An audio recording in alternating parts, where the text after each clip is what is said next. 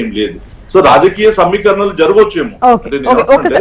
ఒకసారి చిత్తూరు నుంచి మా రిపోర్టర్ సురేష్ సిద్ధంగా ఉన్నారు అప్డేట్ ఇవ్వడానికి, ఏపీకి సంబంధించి రిజల్ట్, ముఖ్యంగా చిత్తూరుకు సంబంధించి నియోజకవర్గాల రిజల్ట్ ఇవ్వడానికి. సురేష్. రైట్ జ్యోత్స్న, ఏదైతే ఉదయం నుంచి కూడా పోస్టల్ బ్యాలెట్ నుంచి ప్రారంభమైన లెక్కింపుతో కూటమి అభ్యర్థులు ముందుందని చెప్పుకోవాలి. పూర్తిగా చిత్తూరు జిల్లా సంబంధించి 14 నియోజకవర్గాల్లో పోస్టల్ బ్యాలెట్లో ఓట్ల లెక్కింపు ప్రారంభమైంది. ఆ తర్వాత ఈవీఎం లెక్కింపులు ప్రారంభించిన తర్వాత ప్రతి రౌండ్లోనూ కూటమి అభ్యర్థులు ఆధిక్యత చూపిస్తున్నారు. నగిరి నియోజకవర్గంలో ప్రధానంగా రెండో రౌండ్లో కూడా మంత్రి రోజా వెనకబడిన పరిస్థితి కనబడుతుంది. మొదటి రౌండ్లో కాస్త వెనకబడినప్పుడు రెండో రౌండ్లో మరింతగా వెనకబడిన పరిస్థితి కనబడుతుంది. అదే రకంగా మంత్రి పెద్దిరెడ్డి వెనకబడ్డాడు మొదటి రౌండ్. రెండో రౌండ్లో 45 ఓట్లతో ఆధిక్యతలకు వచ్చారని చెప్పుకోవాలి.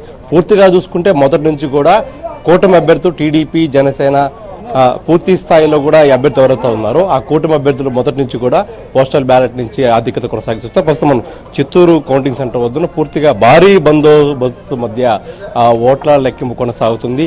ప్రతి రౌండ్కి కూడా కౌంటింగ్ సెంటర్ నుంచి లెక్కలు విడుదల చేసిన పరిస్థితి కనపడుతుంది.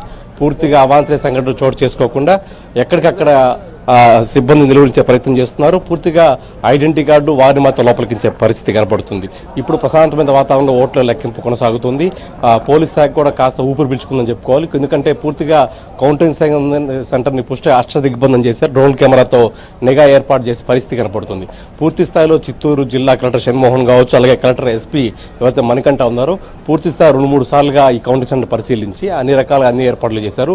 పూర్తిగా మొదటి రౌండ్ నుంచి కూడా కూటమి అభ్యర్థుల ఆధిక్యత కొనసాగిస్తారు. అటు తిరుపతి జనసేన అభ్యర్థి ఆర్ఎస్ శ్రీనివాసంతో పాటు అలాగే చంద్రగిరి పులివర్తి నాని కావచ్చు, చంద్రగిరి టీడీపీ అభ్యర్థి గాలి భాన్ ప్రకాష్, పర్నేర్ అభ్యర్థి అమర్నాథ్ రెడ్డి, అలాగే చిత్తూరు అభ్యర్థి గుర్జాల జగన్మోహన్ రెడ్డి కావచ్చు, తంబలపల్లి జయచంద్రారెడ్డి, ఇలా చూసుకుంటూ పోతే పూర్తిగా కూటమి అభ్యర్థులు టీడీపీ నేతలే ఆధిక్యత కొనసాగిస్తూ వస్తున్నారు. పూర్తిగా నగిరి నియోజకవర్గం మంత్రి రోజా వెనకబడ్డ పరిస్థితి కనపడుతుంది. మొదటి నుంచి కూడా అనుకున్నట్టుగానే ఎగ్జిట్ పోల్స్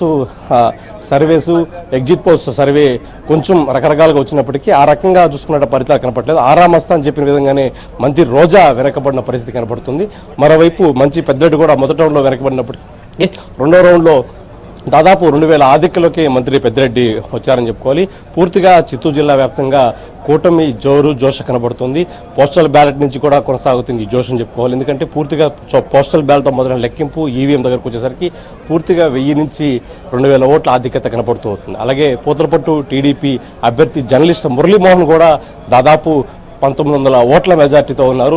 రెండో రౌండ్లోకి పూర్తి స్థాయిలో ఆయన మెజార్టీలోకి వచ్చిన పరిస్థితి కనపడుతుంది. ఉత్కంఠ పోరుగా సాగుతున్న లెక్కింపుల్లో పూర్తి స్థాయిలో కూటమి అభ్యర్థులు జోష్ కనిపిస్తున్నారని చెప్పుకోవాలి. ఎందుకంటే